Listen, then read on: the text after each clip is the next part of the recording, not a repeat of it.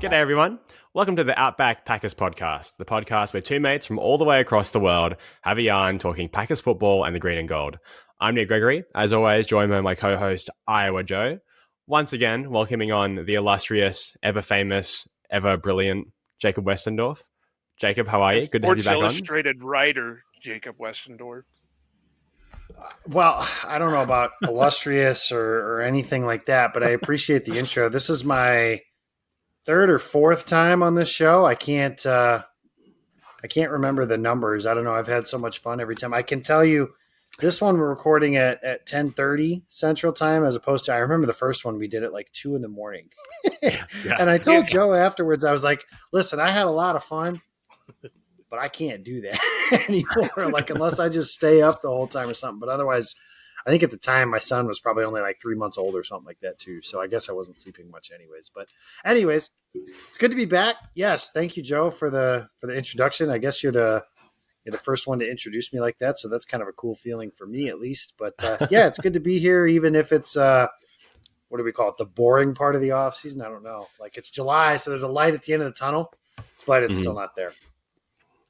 Well, and I have to say, I was probably one of the first ones that you actually told too, wasn't I? Because you like DM'd me and go, "Hey, I need this graphic, but don't tell anybody."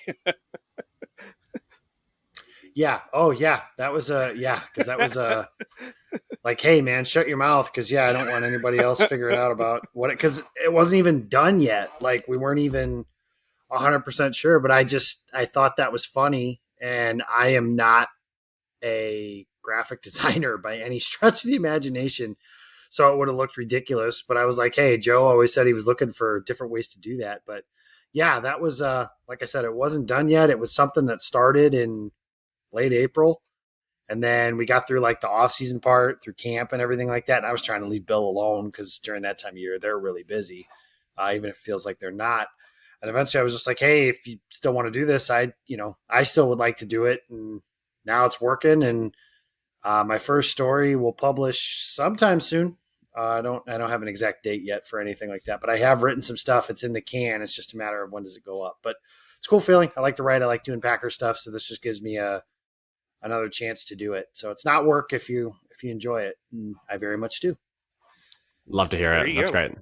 Yeah, that's awesome. So as you mentioned, Jacob, we're in the midst of dry July. So this is kind of the period of the off season where we're just like, nothing's really happening. It's kind of like full speculation mode even before training camp. I just want to kind of take a step back from all the football activity and kind of just get an idea of like what you're doing in your life in general. Are you working on any projects, or just having fun? Like, what's going on in the life of Jacob? Well, I remember there was an R2C2 podcast I listened to, which for those who don't, it's called Ryan Rucco and CC Sabathia. And they had Austin Romine on an episode once, and Rucco asks Austin Romine, what are you doing with your life? And CC starts laughing and says, he's got 3 kids. He's watching effing Baby Shark. And I do a lot of that. I got a 3-year-old, and she's turning 15 by the end of September, it feels like. And then my son is 9 months old, and he can crawl and damn near walk now. So I'm chasing him around, it feels like, a vast majority of the time. So the dead period, if you will, for me just kind of ends up getting eaten up by them. But that's a lot of fun. I enjoy doing that. When I'm not doing that, baseball season around here is busy for me. My side hustle, I umpire baseball games. So I've done between Father's Day weekend and the following weekend, I think I umpired 32 games. Wow. Between those. Yeah, it was a lot. And my body at the end of it was like, I can't do that anymore. But it was a lot of fun. I enjoy it for the most part. The way I describe that job is I enjoy it 90% of the time. The problem is the 10% of the time that I hate the job, I never want to do it again. So it's, those days are tough and rough, but yeah, that's really it. My kids and just trying to stack some money away. And because football season gets pretty expensive for me, traveling to Green Bay and buying merchandise and hopefully getting ready for buying Super Bowl champions gear and stuff. I don't know how much money you guys spent when the Packers won the Super Bowl in 2010, but I guarantee you mine is over $1,000. Like, mine's not close to that. I'm very frugal on a lot of the stuff that I get. So I think I Good got for a couple you, of. but damn, I was 19 when they won, so I was just like, Yeah. you know, Yeah. Well, to be fair, James I Harden had at the just. strip club, just throwing out money. Well, to be fair, the Sunday that they won, the following week, I had just kind of. It was kind of a weird thing where we mutually agreed to separate from work. So I had just kind of technically lost my job. So I wasn't going to be spending a ton of money at that point. Fair. Well, yeah, I was the ripe age of 10 when they won. Actually, no, 9. I was 9 years old when they won. Thank you. But I will say, when I in 2021, that the injury bug season, I was convinced they were going to the Super Bowl, especially once was like Merciless came back in the playoffs, and it was so promising, and I was ready to, because I had just started a new job chefing in the south side of Melbourne, and yeah, I told my boss, I'm like, I know I just started, but if the Packers go to the Super Bowl, I'm just going to blow my life savings on tickets and live it up for like the weekend. But it didn't happen, so I still got money, luckily. I'm happy for you, but yeah, I would have preferred. I remember so when they won in Dallas, they were offering like Jerry was offering like for $200 you could sit outside and watch the game on a TV or something like that. And at the time, I still am emotionally invested in all that good stuff, but I was very emotionally invested as a 19-year-old. I had never seen any of my favorite sports teams, like, to really know and appreciate. I had never seen any of it, not the Packers, at least. I guess the Yankees had won a series the prior year, but not the Packers are my number one and always have been and always will be. I had never seen them win a championship.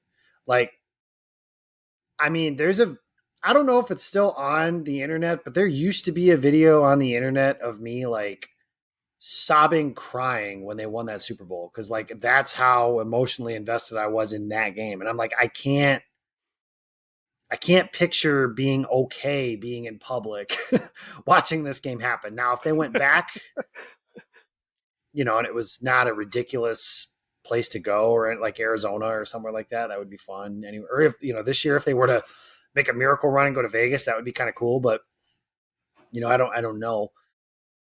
I wouldn't mind trying to at least be in the area. Cause even having been in Minnesota when the Eagles won the Super Bowl in 2017, whenever that was, there's a lot of cool stuff to do, like without going to the game, like the Super Bowl experience and all that stuff is pretty cool. Yeah. And I would like to go and experience that if and when my favorite team gets back there. Cause I was there working that particular year, and I have an emotional investment with the Eagles, but that's not my favorite team. And I do not like the New England Patriots. So that just was what it was, but it was fun. I would like to do something like that. Yeah. And I think that's worth the spend. You know what I mean? Even if you don't end up at the game.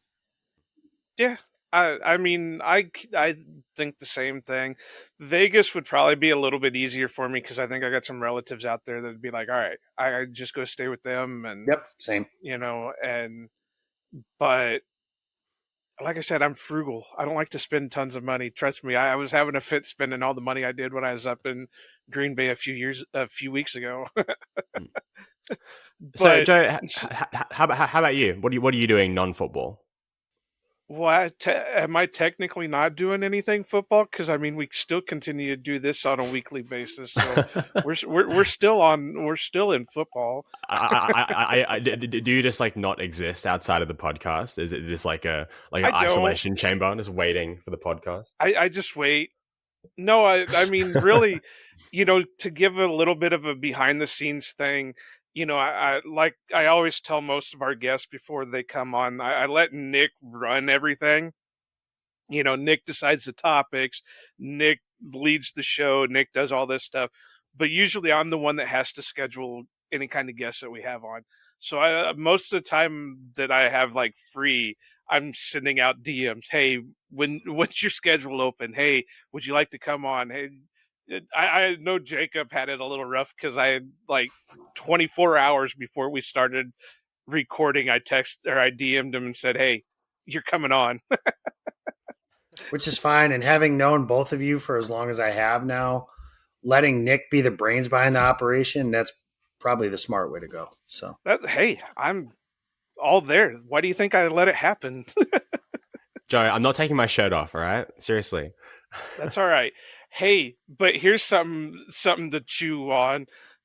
If you want to go by the listener counts on our episodes, Nick had one where he was by himself, and I had one where I was technically soloing.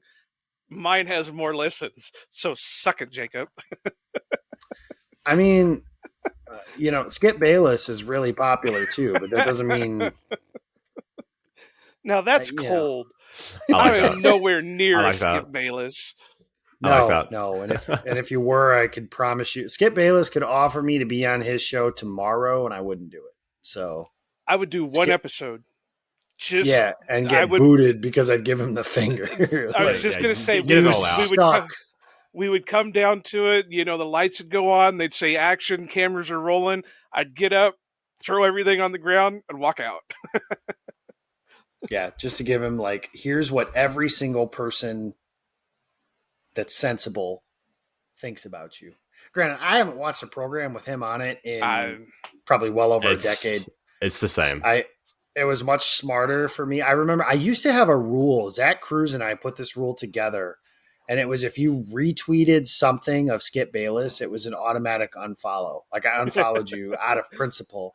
And this was 2011, 2012. So if you think about it at that time, it's after the Packers had won the Super Bowl, but when he kind of started in on some of his Rodgers stuff. And that's when LeBron went to Miami and they lost obviously to Dallas that year. So he had a heyday with LeBron losing in the finals, LeBron getting to the finals, LeBron losing to Boston and being down, and just all kinds of different. I feel like, and this is somebody who I like LeBron James. I feel like all of the dumb stuff that gets said about LeBron is his fault, so I blame him for that too. But that's beside the point. Anyways, I think that's a good rule to follow. Is I just block all that stuff. I haven't seen anything from. And I'm an equal opportunist when it comes to that. I think Bayless is the head of that dragon, but Stephen A. Smith, Colin Cowherd, Nick Wright, which is unfortunate because I actually liked him on the radio, but now that he's on TV, that Emmanuel Acho, all these people that unbearable. All these people were and it's unfortunate. Right. It's unfortunate too because one of my favorite radio hosts is Chris Russo, and they've brought him into First Take now, and it's dude, I listen to you every day and you're so much better there than you are on TV. But apparently, TV it's an entertainment business. That's the hard part. And unfortunately, I think the casual person would rather, us sitting here, we'd rather listen to why something happened. Instead, they want to talk about Aaron Rodgers' legacy for the 10 millionth time after the Packers losing a playoff game or something like that. I just I don't find much value in conversations like that. My thing is always I want to learn why something happened. It's not as simple as I think there was one of the couple just interceptions and stuff Rodgers threw. You could figure out, well, it wasn't actually his fault. This is what happened, or this was his fault. The receiver didn't run the wrong route. Nothing, or sometimes it's just the guy made a great play. This isn't the Jair Alexander sack against Minnesota, the rookie or his first year of the COVID season, first game of the COVID season. When everyone was no, that wasn't a corner blitz. Jair just kind of made a mistake and went for it, and it worked. You know what I mean? Those are the kinds of things I like to hear. Unfortunately, for whatever reason, that's not what seems to be what television producers think people want to see and hear. Mm-hmm. It all goes back to the reality stuff, the reality shows. It's the drama. People want to watch the drama and the constant bickering and the fighting. But to be honest, I probably wouldn't know who Skip Bayless was if it wasn't for the fact that I would see him pop up on Twitter all the time from somebody retweeting or stuff like that, because I don't pay attention to a lot of that stuff. I'll flip on NFL Network once in a while, or back in the day it was ESPN once in a while, but that was just mainly to catch up on highlights and any kind of news or whatever. But I don't tend to tune into a lot of those types of shows. I mean, I did like watching Pardon the Interruption and Around the Horn for a little bit, but then even those kind of got out there. But I don't follow a lot of that stuff. I would rather listen to, the Game On stuff. I love that, the the smaller people that, the smaller groups that are giving me the same stuff, but I don't have to deal with all the outside stuff to it. And it's impossible. I think one of the misconceptions that a lot of people have is like, it's impossible, I think, for a national analyst to have intimate knowledge of all 32 teams. Right. Like, it's impossible to have that and contextualize it and everything like that. That's why when I see who the Packers, like they play the Bears the first week of the season, I got a pretty decent knowledge of Chicago just living where I live, and it's the Packers' main rival. But I always kind of talk to some of my friends that are fans and just be like, hey, what's the scoop? What's the skinny? Instead of the usual, basic talking points, just why is this happening the way it's happening? How's Chase Claypool doing? Or, just things like that. It's really hard for national analysts to have that knowledge like that, which is where your beat writers and your local guys and stuff like that have a lot of value, in my opinion. The lines are definitely more blurred than they ever have been in terms of fans as analysts. And I think people really like listening to fans. And I think more and more, and I kind of understand it too, because ultimately I don't think anybody ever wanted to become a sports writer that wasn't a sports fan. Like, I don't think that just happened. You know what I mean? And if you're a sports fan, chances are you had a favorite team. Chances are you had a favorite player. And the people now who say like they're not invested in the team, that's fine. I still maintain that everybody has a bias in some way because you're a human. One of my things that I heard a beat writer say was, "Well, I cheer for the story." It's like, okay, so you still have a bias because you're rooting for the drama or, whatever to happen. Like, you're still rooting for something to happen. You don't have just a completely black or, just a non-view of something. You have something that you want to happen. Plus, I don't think it's that hard to figure out who was on Aaron Rodgers' side and who wasn't during the summer of discontent in 2020 or 2021, I guess is when that technically started.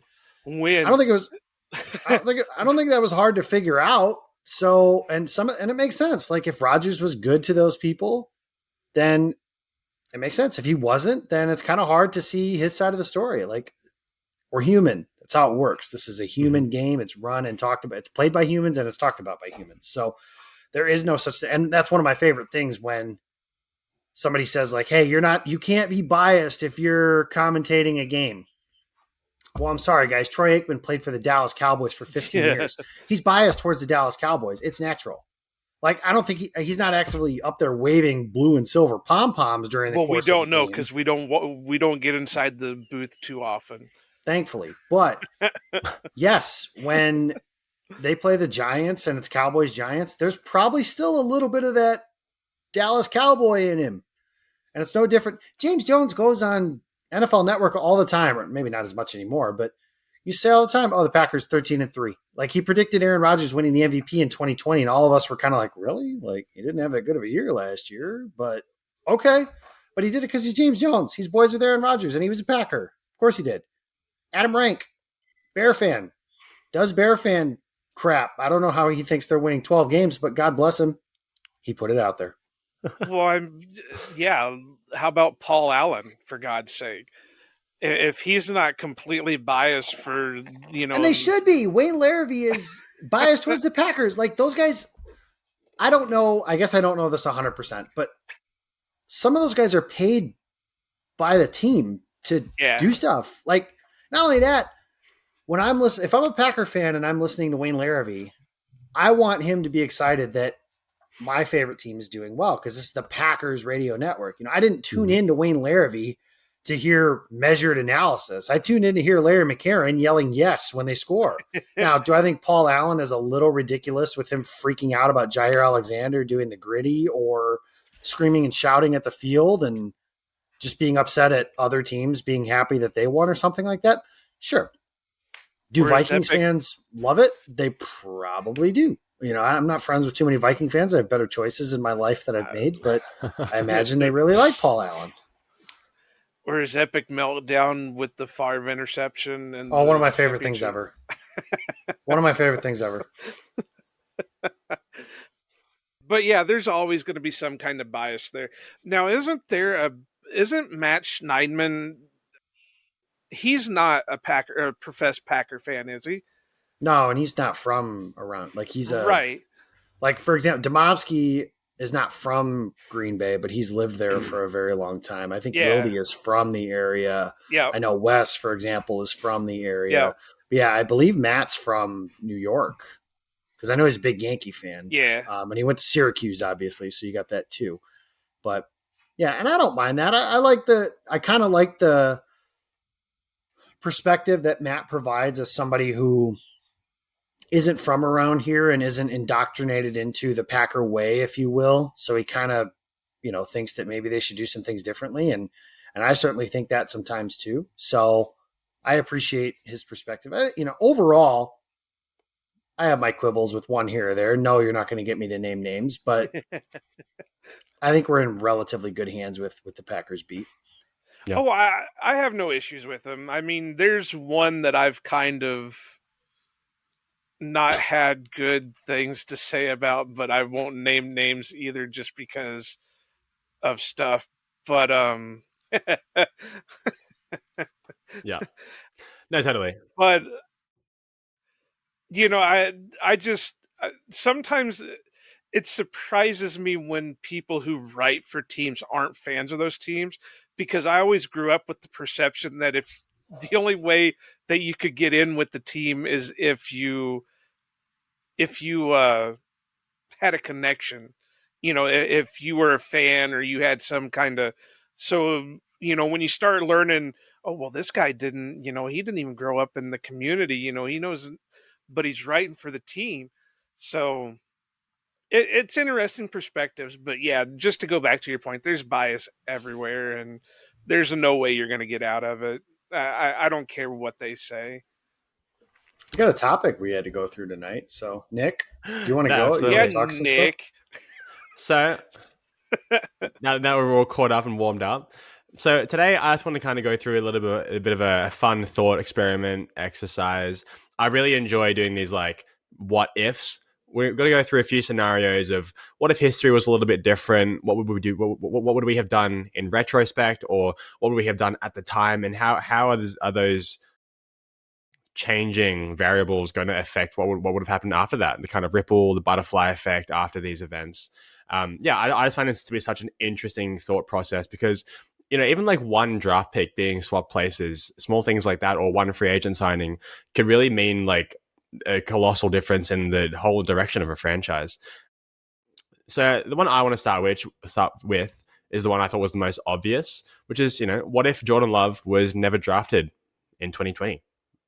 What if they trade up for a receiver? What if they don't trade up at all for Jordan Love and just hang around and whoever comes to them, like maybe like a Pittman or a T. Higgins, or, there's so many different possibilities. But I mean, I'll let you guys kind of start. What do you think is the overwhelming effect of this not happening? Well, gosh, it's crazy because it feels like it wasn't that long ago, but it also feels like it was an eternity ago when the Packers drafted Jordan Love. And I remember sitting there in stunned silence when they picked him. I knew Gutekunst had said like they would never pass on an opportunity to draft a franchise quarterback, even in the first round. But I just, like, they were just in the NFC title. All the talking points that have been exhausted over and over again. I really thought they would try and find somebody that was going to help them win, right then and there.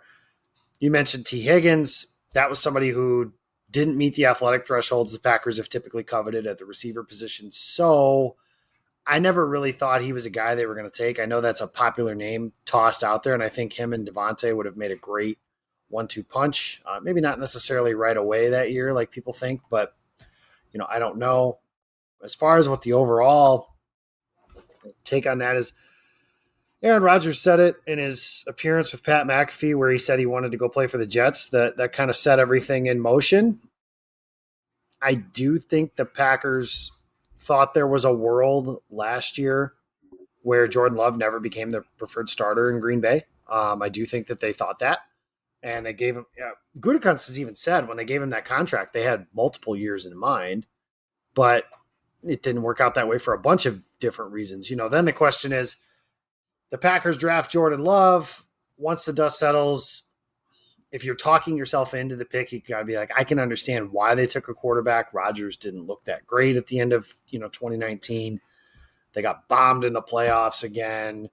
We all kind of thought that 13-3 finish was a bit of fool's gold. I mean, hell, guys, I think I picked the Packers to finish 10-6 in 2020, maybe 9-7. I don't remember the exacts, but that's not 13-3, and they were the best team in the NFL that year. Like they were, and that's the part that kind of stings the most about the whole thing. But how does that all shake out? I know. This has been reported by Rappaport and Breer and a bunch of other stuff. They tried to trade up for Justin Jefferson, just didn't work. Getting up from 30 to 21, which is where they would have had to get maybe even 20 or 19 because of the way that particular board shook out. They tried to do that.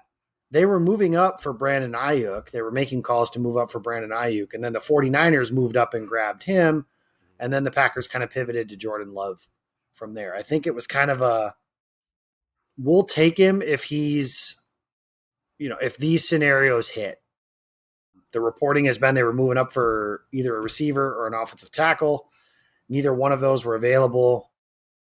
You could argue they should have just stayed at 30 and taken Higgins or Michael Pittman if you really liked him, which I did. Antoine Winfield was another guy. I mean, granted, I'm not trying to justify the pick because the reality of the situation is at the time I did not approve of the pick. And even as we sit here 3 years later, I still don't. Just because I was not high on Jordan Love, the prospect. In my opinion, this was not Aaron Rodgers, who was supposed to be the number 1 overall pick, falling into your lap with Favre hem-hawing about retirement, which Rodgers only really started doing after they picked Jordan Love, and he really only started being really weird after they picked Jordan Love. This was apparently a very life-changing thing for Aaron Rodgers as well, which I understand. I am certainly not a Rodgers apologist, but that being said, I don't think that this was the correct decision at the time. Now, Jordan Love can make it the correct decision.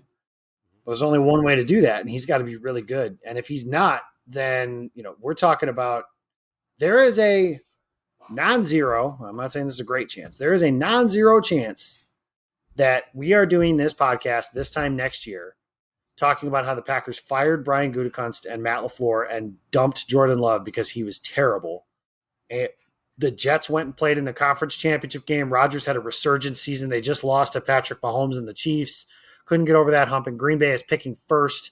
So Green Bay's drafted, I guess if we're doing it at this time, they drafted Caleb Williams with general manager, insert name here, and their new head coach that will be taking the reins. That is a possibility. It's not a likely one, but I do not at all ascribe to this theory that is out there from some Packer fans that this is a free pass type of year. No, I don't agree. Bill Huber, my guy, says all the time, it doesn't say division title town in Green Bay, Wisconsin. It says title town.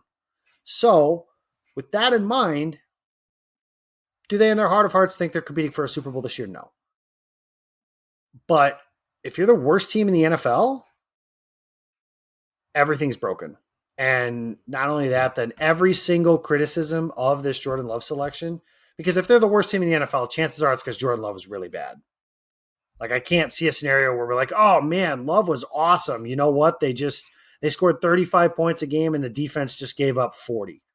That's just not likely. If a quarterback is passable, a team wins 6 or 7 games. Give or take. I'm oversimplifying that to some degree, but I don't ascribe to that theory. And that's part of this conversation as well. And it makes the pick. It's a pivot point, very similar to the way that it was when Ted Thompson drafted Aaron Rodgers. And I can promise you this same kind of conversation we would have had in 2008, 2009.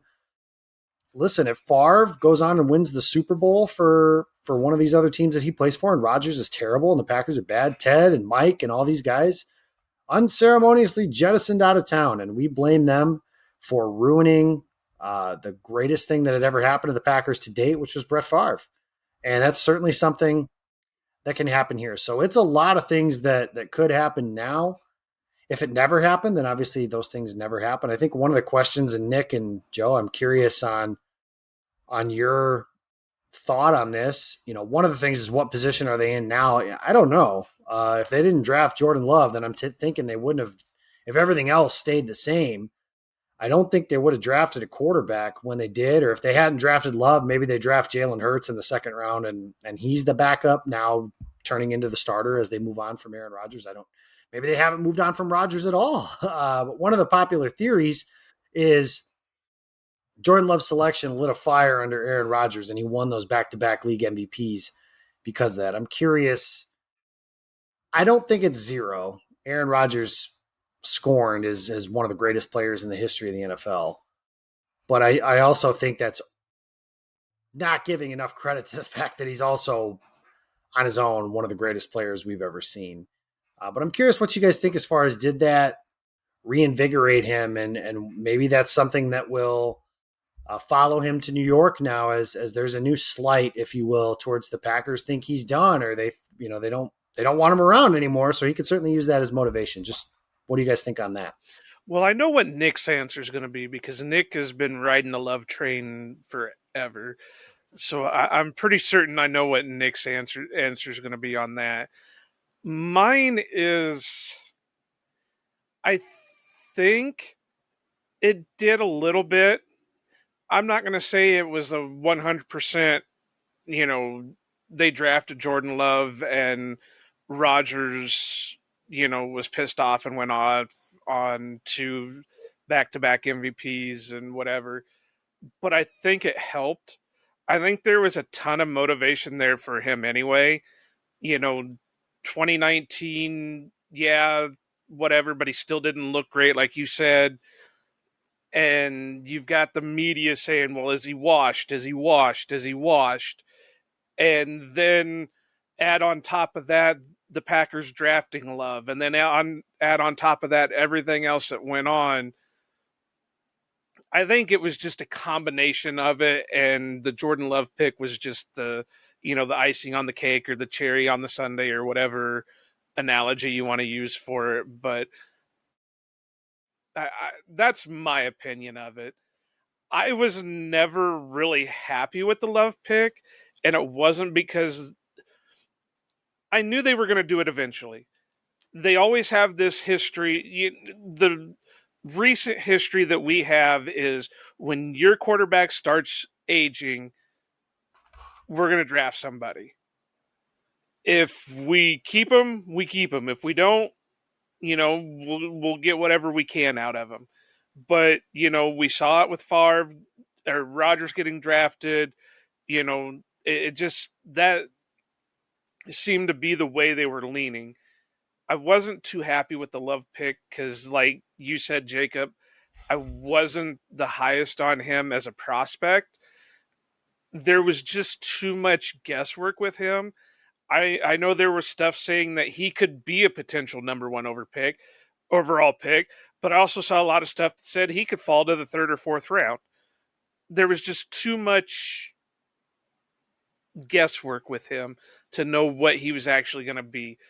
But just to answer your question, I would say that no, it wasn't the purely sole reason for Rodgers' resurgence.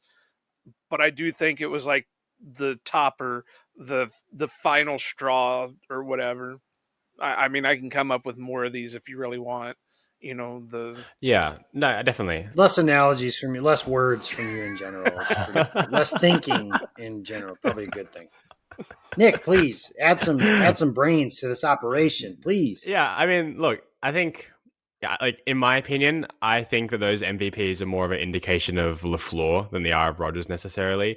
Not to take away from the fact that Rodgers is obviously, like you said, Jacob, amazing talent, an all-timer.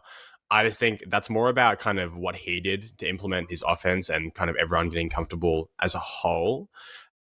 And yeah, I think it's like it would be disingenuous to say that like Love was the only reason why he got those MVPs, but I think we've kind of seen at this point that it obviously did affect him like a lot mentally, and it did light a fire under his ass to kind of like assert himself. Yeah, like I don't think anyone, if they were being honest, really believed that Love had ever had a chance of like unseating him or really threatening his job. So I'm not gonna. I would never use that as like a talking point. But just the kind of the idea that the organization didn't believe in him anymore definitely, obviously hurt his feelings, and that's totally fair. And yeah, I think I would have a tough time. Like no matter what Rodgers says, I would have a tough time believing that didn't make a really big impact in the way that he played and approached the offseason that year. Well, he's talked about it. I mean, his first line or one of his first lines to McAfee and everything he's always said about Jordan Love, like he refers to him as my replacement. They drafted my replacement. That is what I mean, and I think he's done well with Jordan Love. Jordan has talked glowingly about his time with Rodgers, which vastly different than what we got from stories with Rodgers and Favre, right? Like Favre had some vitriol towards Rodgers, and he and Rodgers didn't hit it off right off the bat or anything like that. So I don't think Rodgers went out of his way to sabotage Love or anything like that. That being said, I understand in my own job if they hire somebody that theoretically threatens my standing or anything like that. If you will, maybe it doesn't hurt my feelings to the way that it has with Rodgers, because clearly it did. Like I am of the belief 100% too that his fractured relationship with Brian Gutekunst is 100% related to that. And we even heard with the way he talked to McAfee when he said he was leaving with Matt LaFleur too. Like him and LaFleur have a good relationship, but it's kind of like the Mike McCarthy thing with him taking Alex Smith instead of Rodgers. He still held that grudge over him for taking Smith instead of him. He still held that grudge with Matt LaFleur of basically saying like, the coach kind of being like, well, he's with you or whatever. It's like, he wanted him too. They're not signing off on that pick if the coach says, no, I think he sucks. I mean, maybe they do, but Rodgers certainly wouldn't think that way. Like, I understand it. I just think that at some point, I don't think there's anything the Packers could have done to fully repair that relationship with him since they drafted him, because they begged him to come back. They gave him Randall Cobb like he wanted after that first year, right? And then they spent all that time. They've pushed a boatload of salary cap money into the future. They've kept a team together. They kept all of his guys together. And then, last year he didn't have the greatest year. Devontae didn't want to come back, and whatever, that might be a whole separate talking point. But they bring all those guys back, and then they don't have the season they want. And the only path forward, one of the other problems with the Packers, and Rodgers can say all he wants about him caring about the way they treat veterans out the door or whatever. This really it's mostly to do with him, and the small part that isn't has to do with his friends, Jordy Nelson, Randall Cobb, down the line. And I get it. It's a cold business. That's just kind of the way that it works. But the only way for this Packers team to get better after 2022 was, hey, Alan Lazard's not coming back. Randall Cobb's not coming back. Bob Tunyon, maybe Mercedes Lewis. Like if they kept Rodgers, they probably would have kept some of those guys. But the only path forward I saw for this team, if Rodgers was going to be back, was the only way for them to get better was for his buddies to not be around anymore. And he said, again, in another interview, that he wants those guys in his locker room and on his team and all that stuff. And the Jets have basically done all of that for him. And we'll see if it works. But ultimately, like I said, I think they drafted my replacement is where this whole thing stopped. And at some point, the Packers did, in my opinion, everything they could to try and repair that with him. They gave him a record-setting contract extension last year with, if the Packers finish 11-6 and lose in the playoffs last year, Rodgers is back. I am pretty convinced of that. And Jordan Love never becomes the team's starting quarterback. Like the Packers were willing to do that.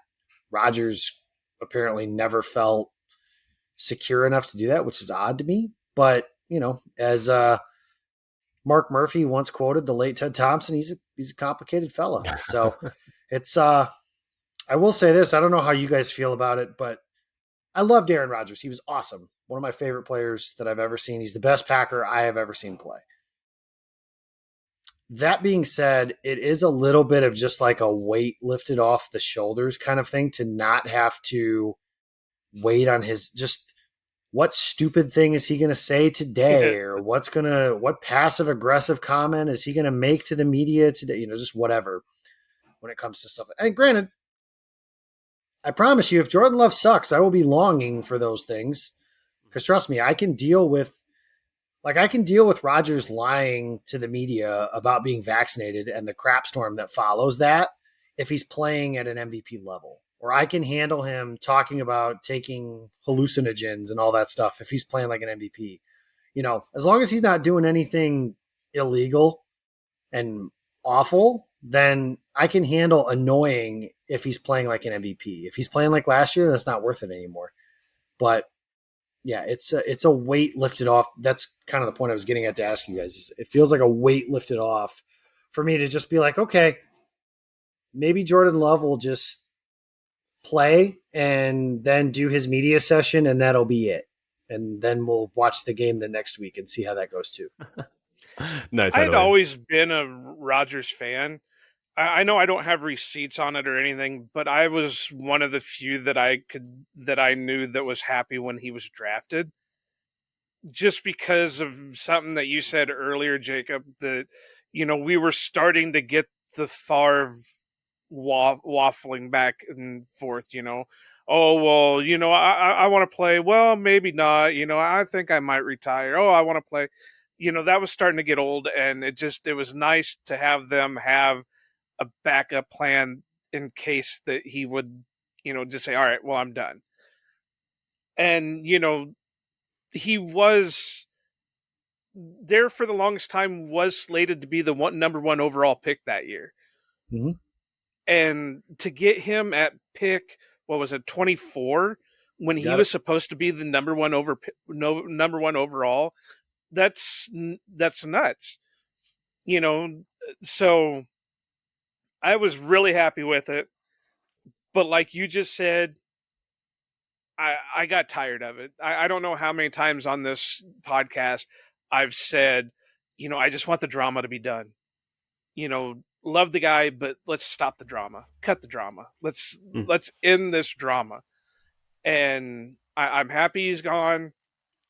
Well, I'm happy it's over. I don't know if I can say I'm happy he's gone. I just can say that I'm happy it's over. Yep. Like I always been saying for a while, I'm excited for this coming season just because this is the first time in a long time we don't know what's going to happen. With Rodgers, we were pretty sure we were going to make the playoffs every year. With Rodgers, we knew he was going to throw more touchdowns than interceptions. With Rodgers, we knew this was going to happen. We don't have that this year. We have no clue. With Rodgers, if he's healthy, like I mentioned earlier, that icky scenario where the worst team in the NFL, there was no scenario where 3-14, 3-13, whatever, was on the table. There was no scenario with a healthy Aaron Rodgers think about it. Rodgers was healthy all of last year. They weren't very good and they still won 8 games. Yeah. And that's not all a credit to him, but quarterback wins isn't a stat, but if your quarterback is healthy and good, this is kind of why I'm still skeptical about Justin Fields. Cause if he's this alleged transcendent talent, how did they finish 3-14? But that's a separate topic for a different day. If your quarterback's really good and healthy, or at least good and healthy, for a majority of the year. Kirk Cousins rolls out of bed. They're 8-8. Some variance one way or the other. They end up 6-10. But a team quarterbacked by Kirk Cousins for 16 games, 17 games now, isn't drafting in the top 5. Most likely. Yeah. I say that now, and the Vikings will be one of the worst teams in football. But fingers crossed. Yeah, that's one of those things with Rodgers that we had as a luxury for so long is. I remember when Favre and that team went 4-12, and that's the worst season I've ever experienced in my lifetime as a Packers fan from a record standpoint.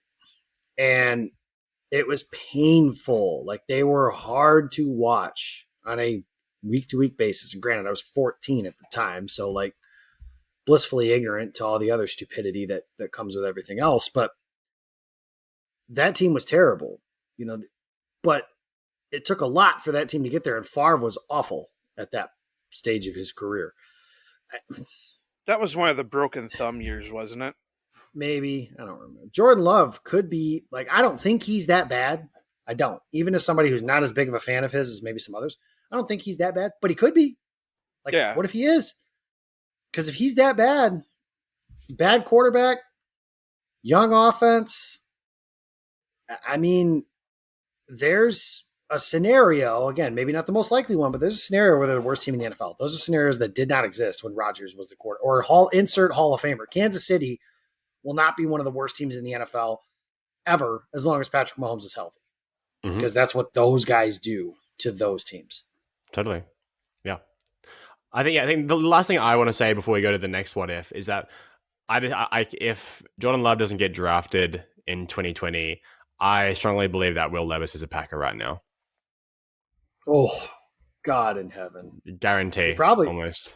If everything plays out the same, gosh. Because Green Bay they would have picked 13th if they still trade Rodgers to the Jets and everything like that. I wonder if they would have picked him at 13. He ended up going, 35th or whatever to Tennessee? Yeah. I honestly, and kind of knowing what we know about Goot now, if I had 2 picks in the first round especially, I think he goes in 13. Yeah. If I had 1 pick, he might trade down maybe, or even just if it was later on. But if he has 2 picks, I think he just goes for it. He did it with the inside linebacker last year. You know what I mean? The other part of me wonders, too, though, is they don't pick Love. Say Rodgers still asked to be traded. Do they trade him that draft night and draft Justin Fields, Trey Lance? Who else was in that quarter? Well, they weren't getting Trevor Lawrence, but not yeah. I mean, they wouldn't have gotten. I mean, Zach Wilson, right? But I mean, hopefully not. Zach Wilson, yeah. I mean, the Jets probably wouldn't have. Who he would have gotten traded to. This is a complete hypothetical, but say it was the Jets, then they would have had the 2nd overall pick. Chances are it would have been Denver, who was 9th, which they theoretically could have drafted Justin Fields or Mac Jones in one of those spots to do that. So I don't think they would have done that. I still think they would have groveled and tried to get him back, but maybe after the San Francisco playoff loss, they would have been more willing to deal him. And then hey, we got a bunch of ammo to stink this year, go with a bridge quarterback, whatever. And then next year, trade up and grab whoever the next guy is for the quarterback class. Because this year probably would have ended up with Tannehill. Or something to that effect, right? I don't know what it's a lot of different things. Well, the only reason I think that is because I think, LaFleur was down there Tannehill's first year in Tennessee.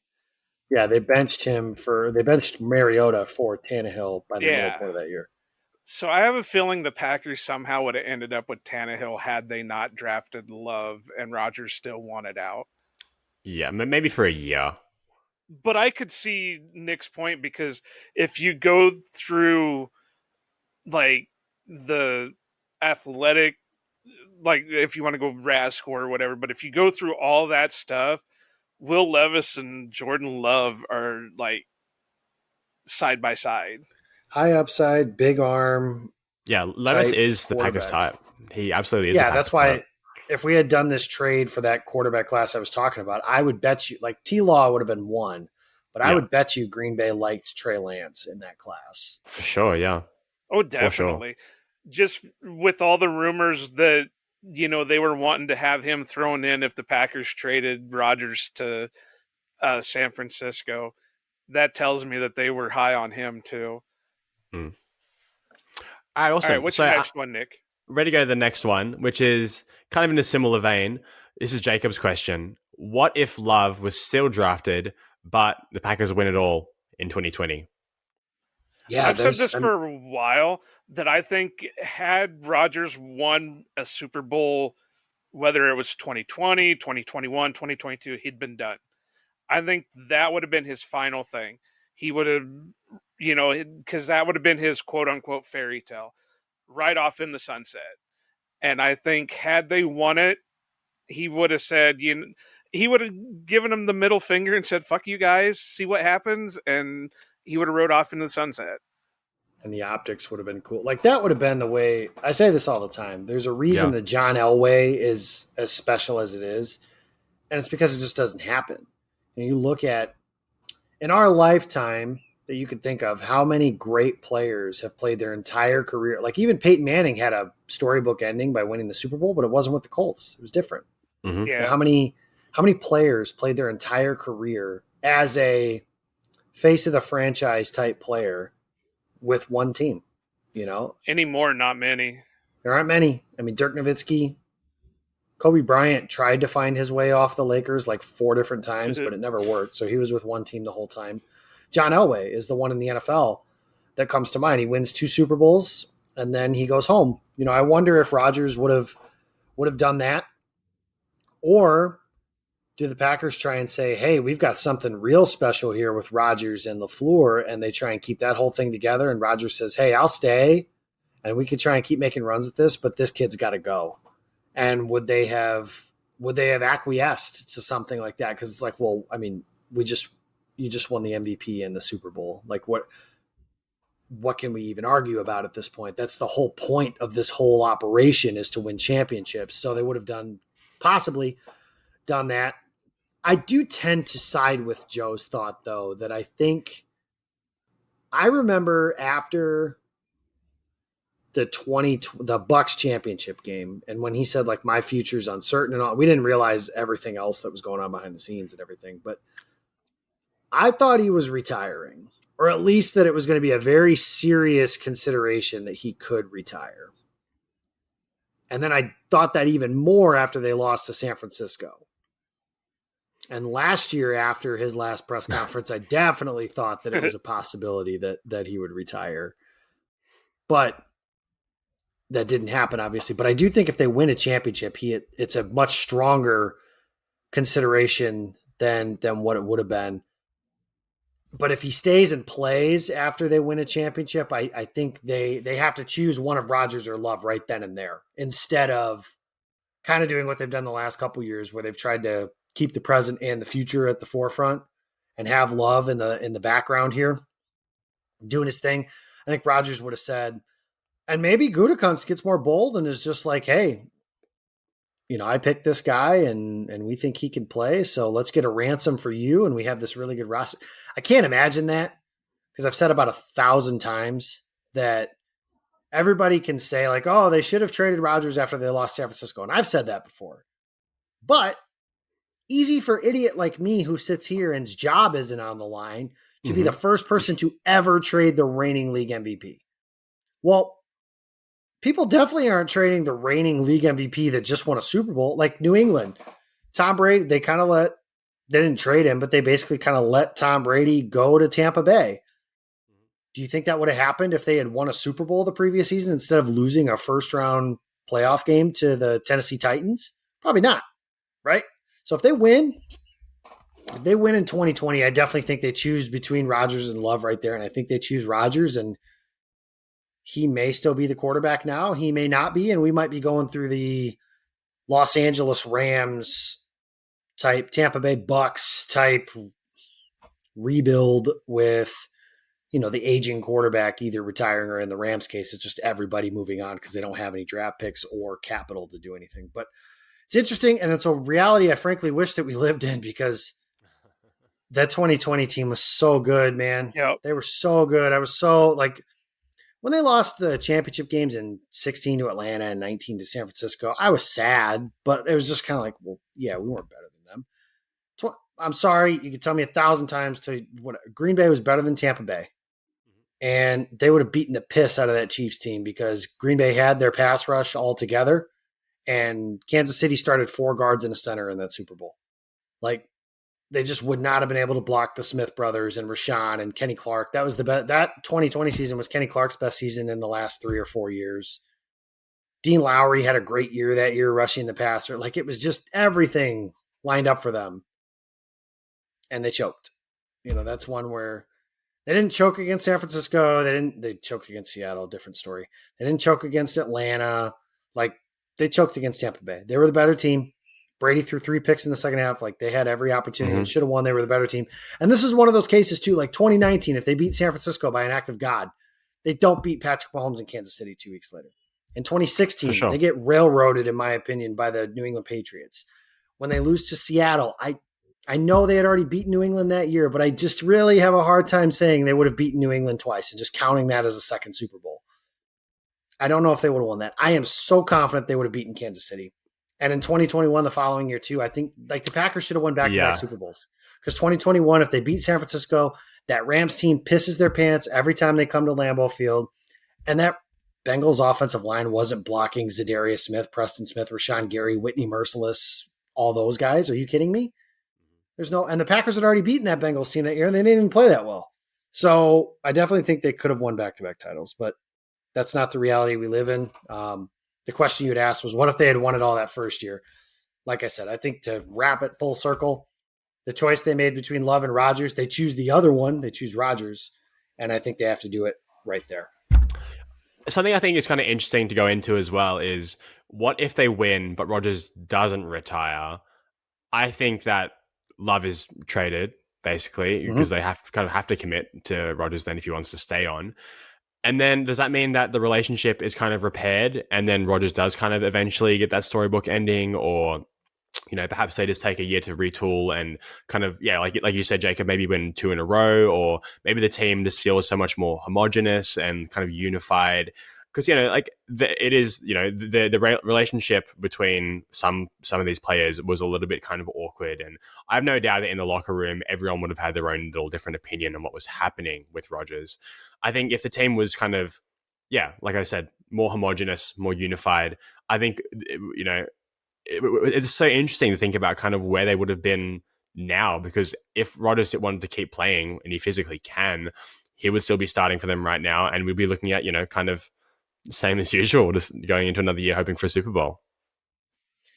The only thing that I'm going to maybe disagree with is I don't think Rodgers would have said get rid of Love, because the one thing not Rodgers, as in he would have, but I think the team would have had to if he just won the Super Bowl.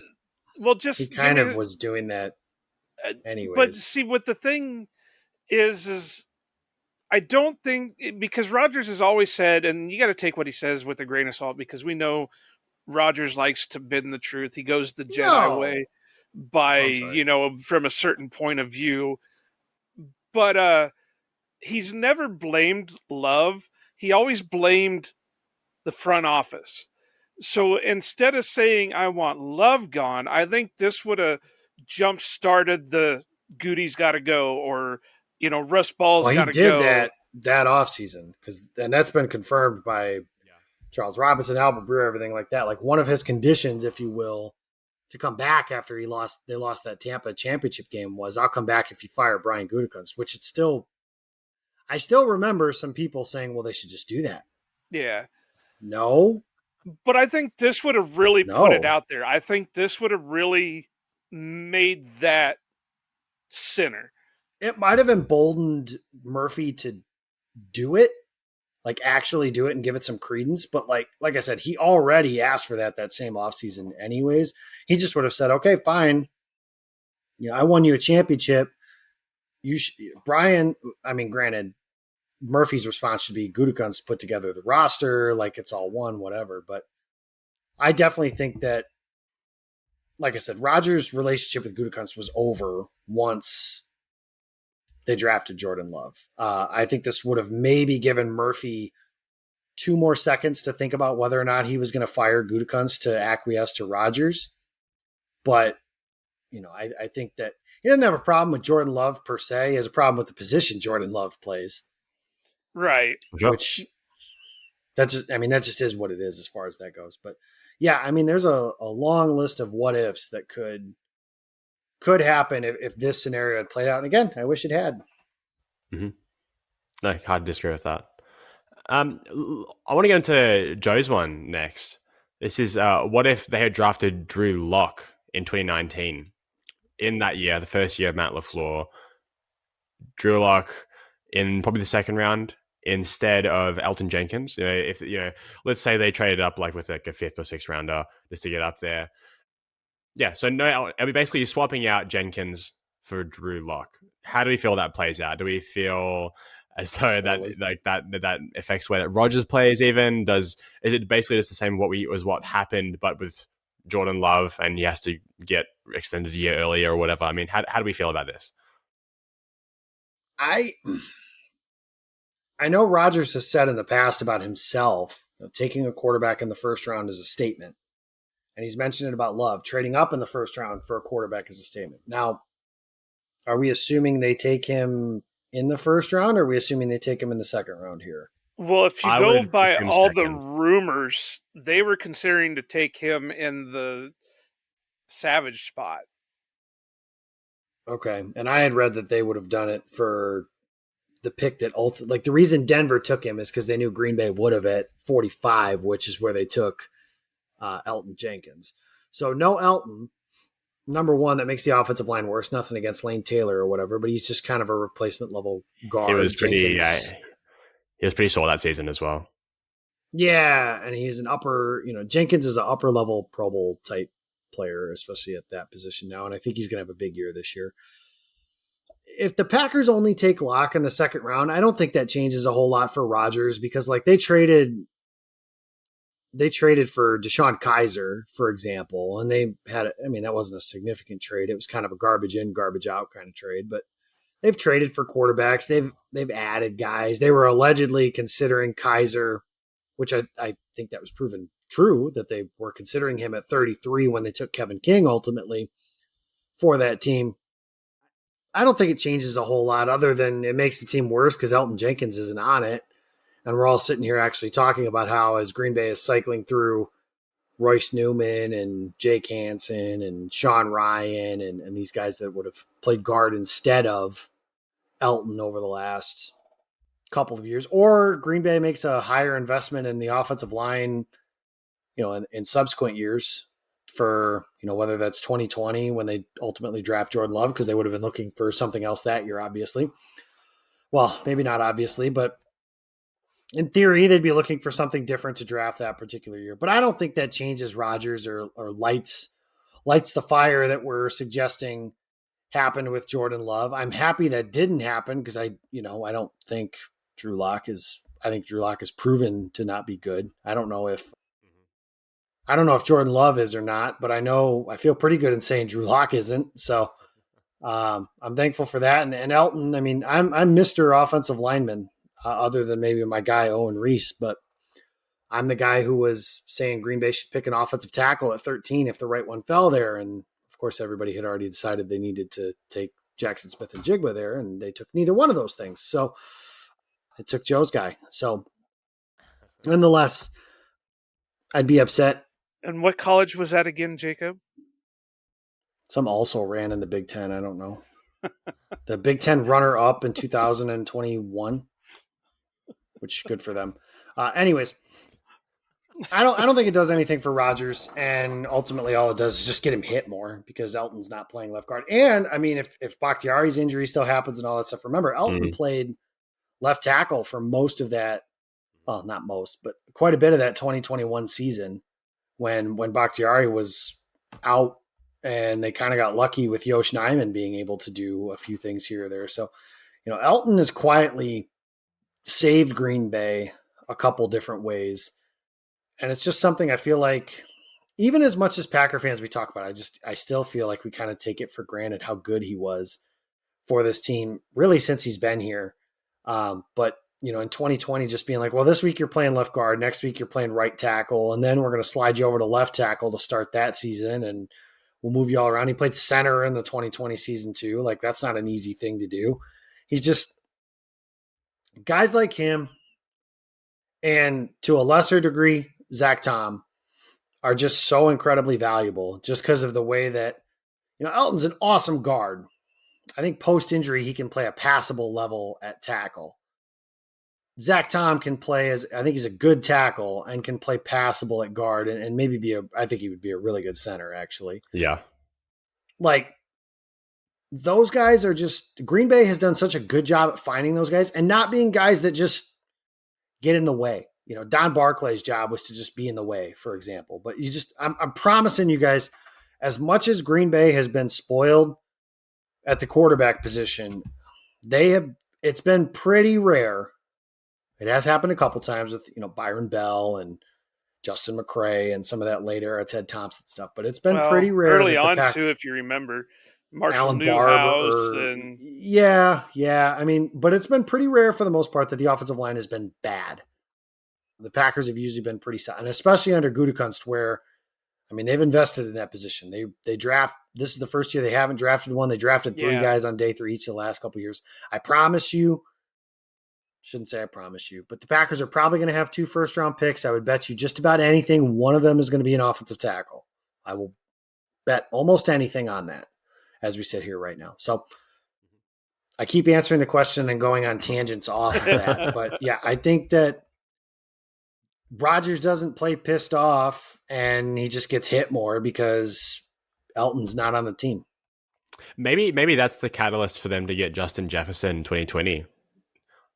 If they end up being worse, if they end up being not being as good, if they end up being worse, and then they end up drafting a little bit higher, they get JJ. I mean, it's hypothetical on top of hypothetical, but that would have been kind of a funny twist of history. I mean, the only reason I thought of this was because you guys kept bringing up the Jordan Love stuff. And it's like, okay, well, I do remember rumors from that year that they were really high on Drew Lock and that there was a possibility that they could have took him in the Darnell Savage spot. And then he just kept falling and he just kept falling and he just kept falling. I guess my hypothetical would have been more what if they would have took him at the Darnell Savage spot?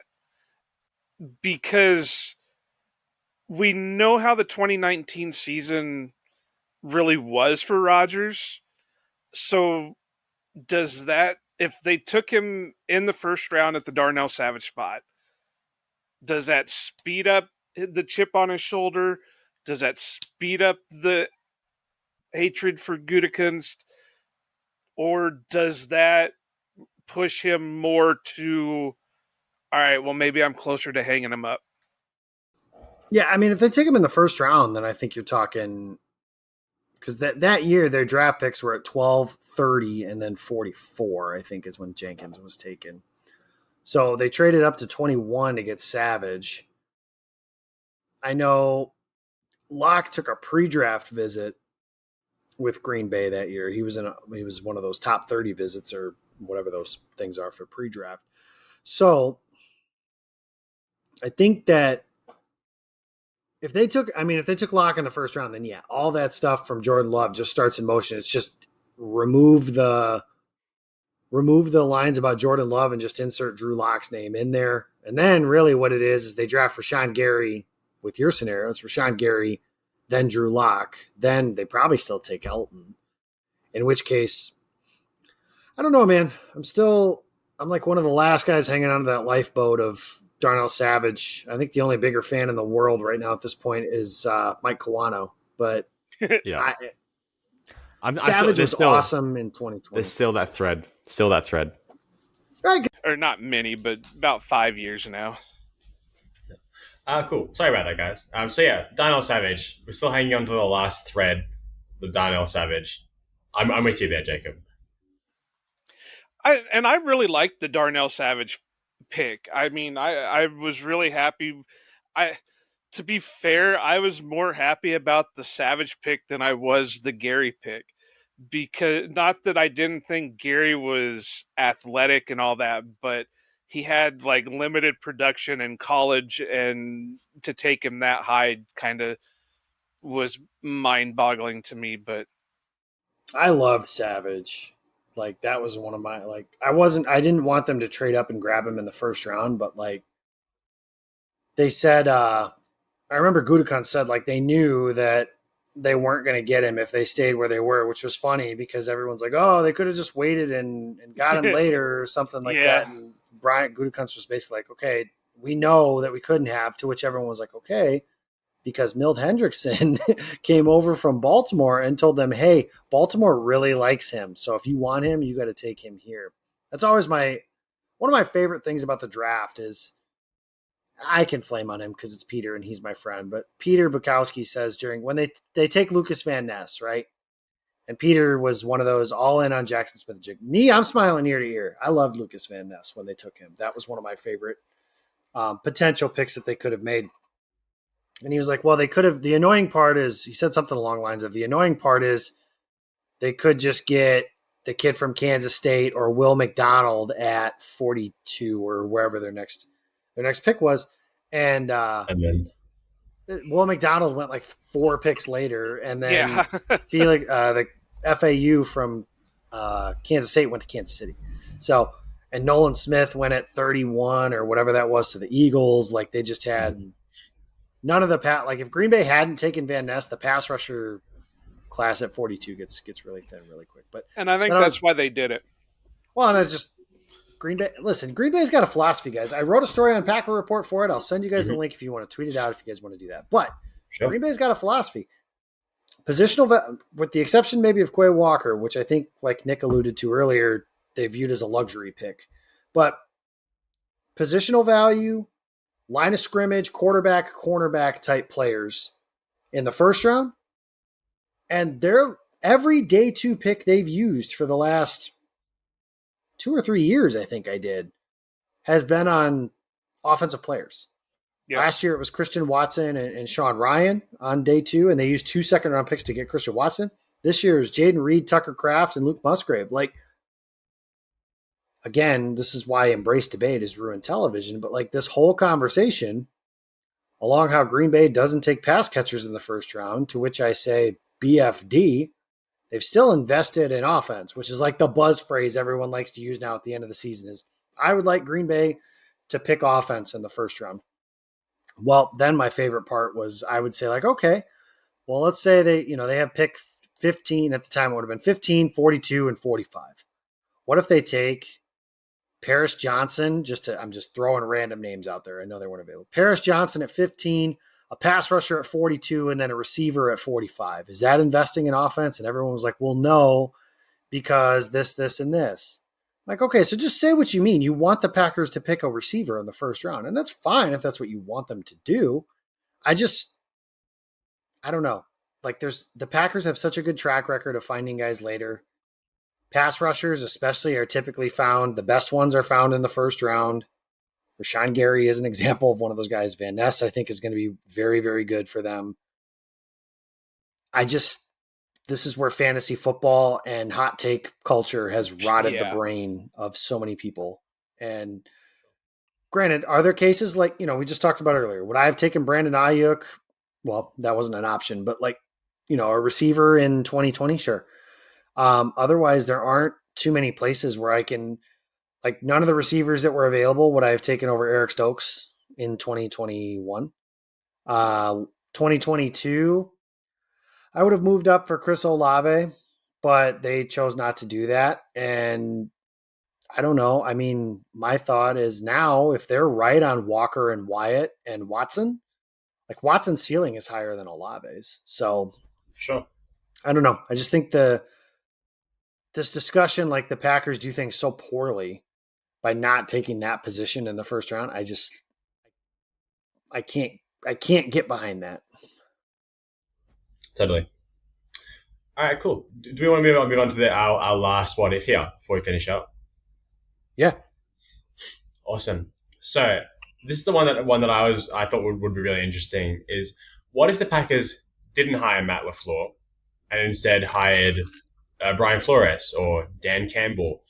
Josh McDaniels was technically in consideration, but also he pulled out himself, so it wasn't up to the Packers anyway if they did want to pick him, which I really hope they didn't actually seriously consider that. But this changes a few things for the team, right? Sorry, you go on.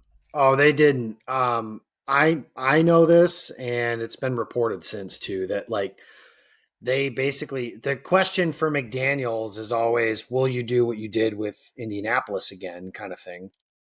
And they kind of asked him like something along the lines of, "Would you, if Belichick retires next year, would you leave Green Bay to New England?" And he kind of hesitated, and that's when they were kind of like, "Okay, well we're out on that." Actually, do you guys know who the runner-up for? And this has been reported too. Do you guys know who the runner-up was for the Matt LaFleur job or for the Packers job after Matt LaFleur? You're gonna say it, and it's gonna make sense, but Wasn't off the it top of my the guy head, from no. the guy from the Lions, Caldwell? No, it was Todd Monken. He has been at the University of Georgia over the last few years with 45-year-old Stetson Bennett doing that, but he was the runner-up. So, you mentioned Brian Flores and Dan Campbell as far as taking the job over before. My first reaction to both of those guys not getting hired is thank God. I mean, I know the Lions are like the sexy pick this year, and I'll probably still pick them to win the North kind of by default. And that's mostly because I have no idea what Jordan Love is. But like, I don't know. I just think the meathead Dan Campbell thing eventually has an expiration date. I cannot picture Aaron Rodgers buying into Dan Campbell. I just don't think that would have gone well with what Green Bay wanted to do. Flores, maybe a little different. We'll see. He's the defensive coordinator this year in Minnesota. He did an okay job in Miami, but he was like back channeling, trying to get Deshaun Watson, like undermining the starting quarterback publicly, to which I don't really like that either. So I'd be curious how that would have gone. Monken hasn't gotten a head coaching job, but I think, the question you have is like, if they take a defensive coach or a culture coach, then yeah, that offensive coordinator job becomes very important. So now in Detroit, it's Ben Johnson. Is he in Green Bay?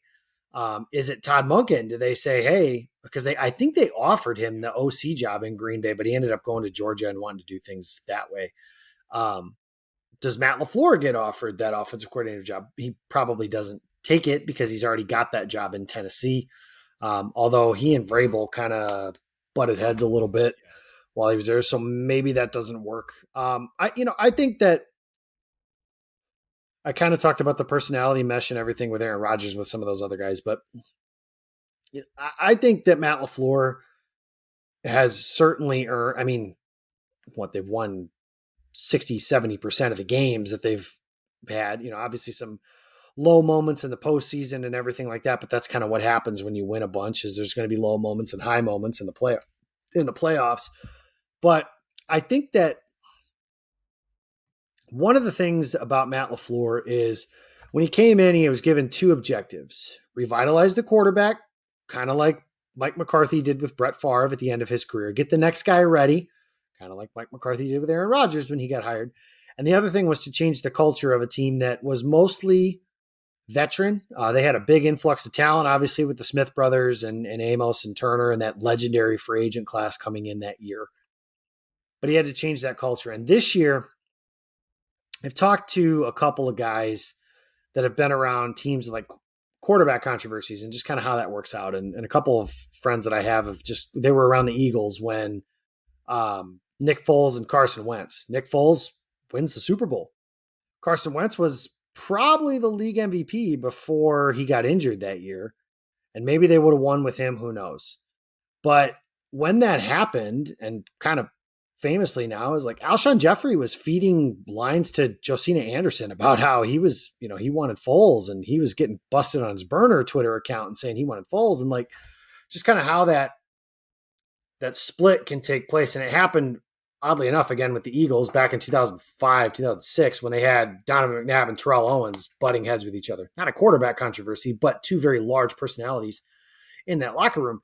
And there were McNabb guys and there were Owens guys. Fast forward years later, there were Wentz guys and there were Foles guys.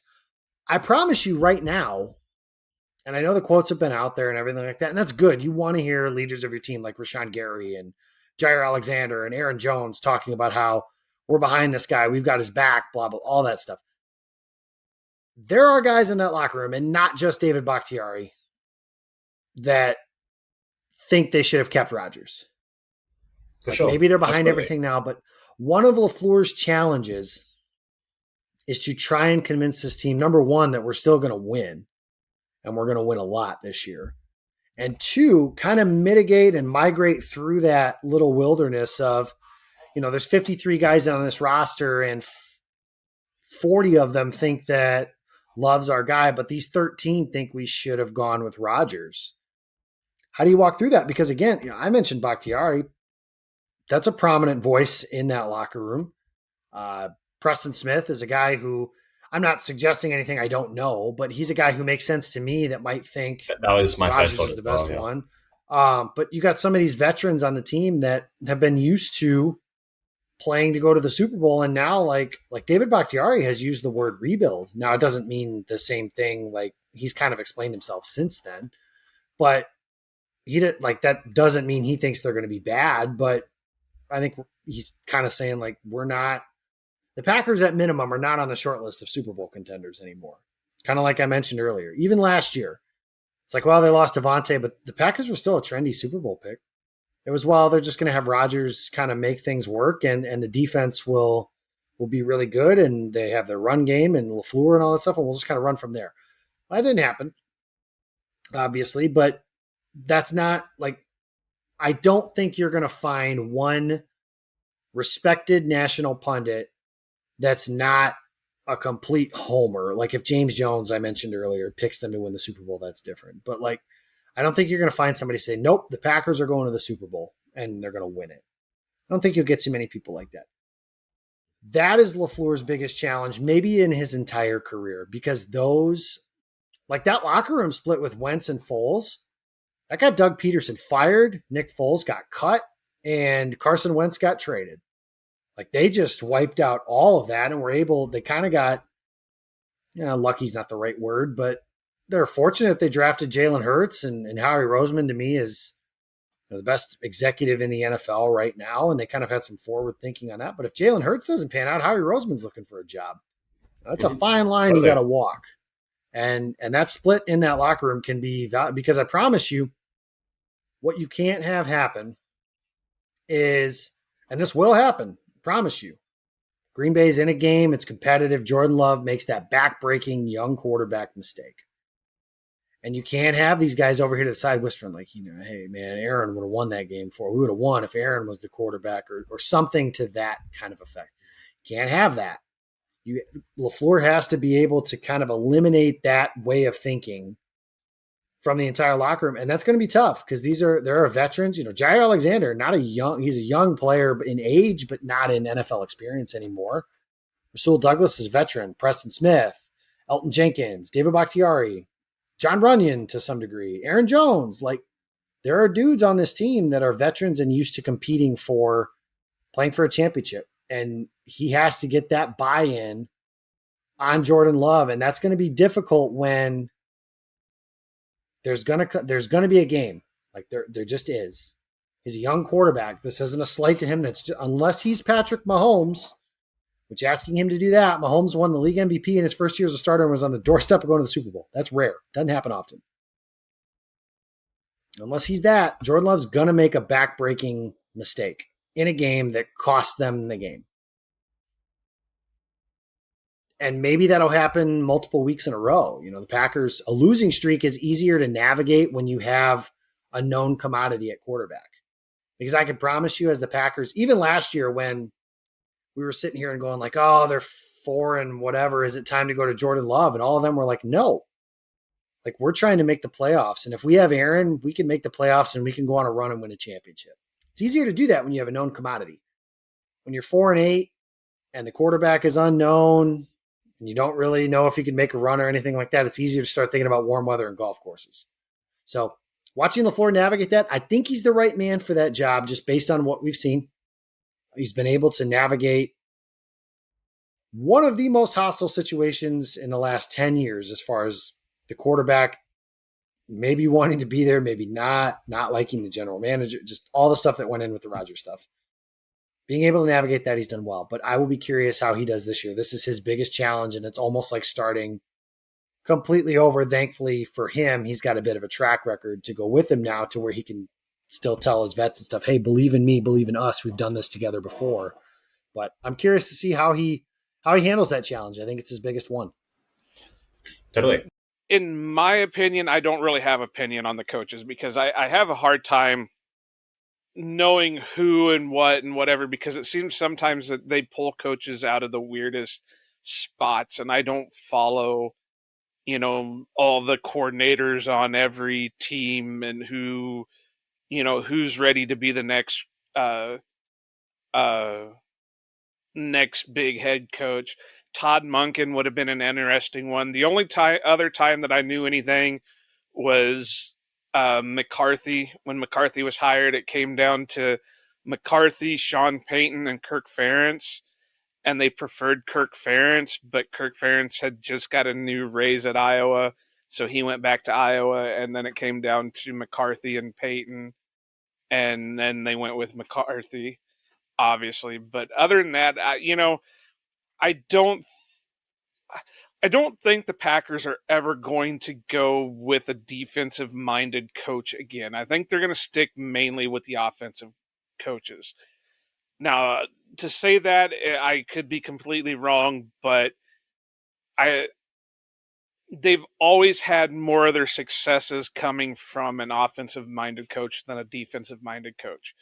So, who knows what's going to happen in the future, but I think they would have, if it wasn't LaFleur, it was going to be another offensive-minded coach. And just off the top of my head, I can't think of who was in that coaching carousel that year that was all offensive-minded. Had it been Josh McDaniels, I wouldn't have been happy.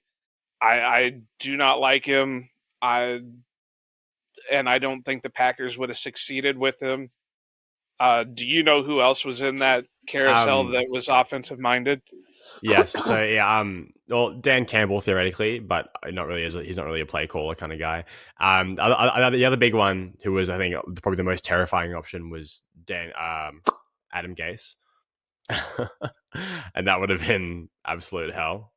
But yeah, I mean, like kind of like Jacob mentioned, it was like Todd Monken, Matt LaFleur, Adam Gase, and like Jim Caldwell, who's not really a super like offensive minded guy anyway. But those Gase kind would of have been interesting in a way because he had ability, but he was always going to these teams that had no. No. I mean, look at where he went. He went to the Bears and he went to the Jets, and there was nothing. No, Gase is. No, I had nothing good to say about Gase. But it's just I don't know. He wasn't even bad enough to help the Dolphins tank. Well, I just say that would have been an interesting one just because of everything. I don't know. No, totally. Again, I don't follow all the coaches everywhere. Sure. Hell, I didn't even know who LaFleur was until his name popped up as a candidate for the Packers head coach. Well, I didn't know who Mike McCarthy was. Yeah, right. No, it's funny because, like, I put some of these guys on the list here, but the Packers haven't hired a defensive-minded coach for 40 years. Yeah, you know what I mean? Wasn't Ray Rhodes? Well, what year was that? 99. Oh, okay. I could be wrong, but I think Ray Rhodes is a defensive coach. But I guess like historically they've liked to, like, as you said, they've liked the offensive guys, and yeah, you really are playing with fire when you have a defensive minded coach at like leading the ship, right?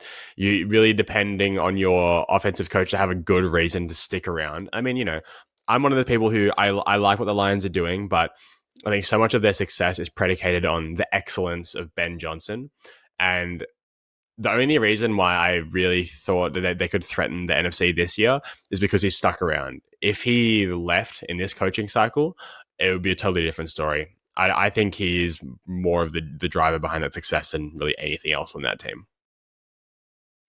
And I just looked it up. Yeah, Ray Rhodes is a defensive coach. He was a defensive coordinator and all that. So that was 99. But that was still, almost 25 years? Yeah. Yeah, so... and that's one in between multiple others. Well, the only reason I know that one for sure is because I went up to my very first game at Lambeau that year. So my first game at Lambeau was under Ray Rhodes. So yeah. But yeah, I just think that no matter what, even with them having Aaron Rodgers, they would have never went to a defensive-minded coach. Now, had they went in and Rodgers was still a rookie, blah, blah, blah, I think there would have been a chance. but Rodgers established they were going to go for an offensive-minded coach. So, yeah, LaFleur made a lot of sense once I found out who he was. And like I said, Monken would have been interesting. And once Jacob mentioned it, I do remember them offering Todd Monken the offensive coordinator position. I think that was the year Joe Philbin left to go to Miami. Mm-hmm. Yeah, no, totally. Yeah, cool. Well, is there anything else that you want to talk about before we wrap up here? No. For those that are kind of wondering, Jacob had to drop off because he was getting beat and his son was starting to wake up. So we're just finishing out while he's tending to other things. So no, we didn't mute him. No, he's not being quiet. He's been kicked off. Well, guys, for now, we're still on Twitter. Who knows what's going to happen with Threads or Blue Sky or any of that. But as always, you can find us at Twitter.